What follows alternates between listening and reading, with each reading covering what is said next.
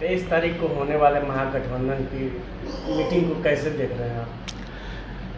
कि बिहार ने जो प्रयोग किया गैर भाजपा दलों की एकजुटता, उसका ये विस्तारीकरण है। विस्तारीकरण इस संदर्भ में कि देश के अंदर में गैर भाजपा पार्टियों को एकजुट करना, और नीतीश कुमार जी प्रधानमंत्री के उम्मीदवार नहीं, विपक्ष की आवाज़ है। तो उनके प्रयास के नतीजे जो महागठबंधन के शीर्ष नेताओं की सहमति से हो रहा है, उसका कहीं ना कहीं बेहतर नतीजा नज़र आ रहा है कि पटना में यह बैठक आयोजित हो रही है, जिसमें कांग्रेस, वामपंथी पार्टियां सहित तमाम अधिकाधिक विपक्षी दल के नेता एकजुट हो रहे हैं। तो स्वाभाविक है ऐसे दौर में जब देश के अंदर में संसद की गरिमा खंडित हो रही हो, जब संसदीय लोकतंत्र पर संकट हो, अध्यादेश के माध्यम से देश चलाने की साजिश चल रही हो, तो ऐसी स्थिति में यह बैठक महत्वपूर्ण साबित होगा। बीजेपी वाले बोल रहे हैं 23 तारीख को काला दिन रहेगा। बिल्कुल उनको यह मानना चाहिए, क्योंकि देश के संसदीय लोकतंत्र के लिए इससे बड़ा कलंक का कोई दिन नहीं होगा कि नए संसद भवन के उद्घाटन में आदरणीय राष्ट्रपति नहीं, उपराष्ट्रपति नहीं, मंत्री परिषद के सदस्य नहीं की भूमिका को कमतर कर दिया गया और देश का संविधान की धज्जियाँ उड़ा दी गई, प्रोटोकॉल की धज्जियाँ उड़ा दी गई। तो उनको तो काला दिन नज़र आएगा ही। वह तो अपना संविधान लागू करना चाहते हैं, तो देश तो भारत के संविधान पर भरोसा करता है। कल सम्राट चौधरी एक बयान दिए हैं कि नीतीश कुमार को चुल्लू भर पानी में डूबा। देखिए, अब सम्राट चौधरी जी एक राजनीतिक दल के प्रदेश अध्यक्ष हैं।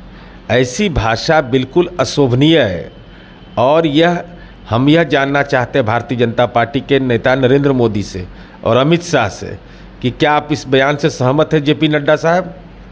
चूँकि दर्जनों नहीं सैकड़ों ऐसे बयान होंगे बीजेपी नेताओं का जो माननीय नीतीश कुमार जी की कार्यक्षमता की प्रशंसा करते थे। राजनीति में विरोध होना चाहिए, लोकतंत्र का वो सुखद संकेत है, लेकिन चूंकि अभी तो ऑनलाइन पढ़ के आए हैं, ये तो ऑनलाइन डिग्री वाला न है, ये ऑनलाइन कैलिफोर्निया में देख रहा था इनका ADR की रिपोर्ट। तो ऑनलाइन जो पढ़ेगा तो समझ लीजिए शाब्दिक जो सहमति होती है, शाब्दिक जो विमर्श होता है, उसमें ही कमज़ोर है। चूँकि हिंदी के कमज़ोर विद्यार्थी हैं, इसलिए इनको सलाह दे रहे हैं कि अंग्रेजी में बोलिए बाप, ज़्यादा अच्छा रहेगा आपको। चूँकि हिंदी में बोलने में आप अपमान की भाषा आपके मुंह से निकलती है, और हमको लगता है कि अपने घर में भी प्रयोग ऐसे ही भाषा का करते होंगे।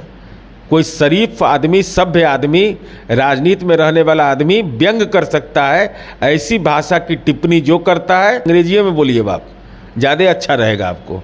क्योंकि हिंदी में बोलने में आप अपमान की भाषा आपके मुंह से निकलती है, और हमको लगता है कि अपने घर में भी प्रयोग ऐसे ही भाषा का करते होंगे।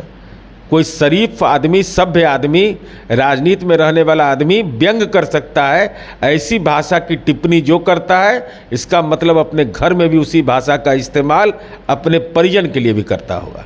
बीते दिनों पुल हादसे को लेकर बीजेपी नीतीश कुमार से इस्तीफा मांग रही है। अच्छा, पुल हादसा के लिए तो नितिन नवीन से इस्तीफा ले लिए। पुल टूटा है, कैजुअलिटी भगवान की कृपा से नहीं हुआ। अगर इसके आधार पर कोई इस्तीफा की मांग कर रहा है, तो गुजरात के मोरबी में 135 लोग मारे गए, क्यों नहीं जांच करवाए CBI से आपने?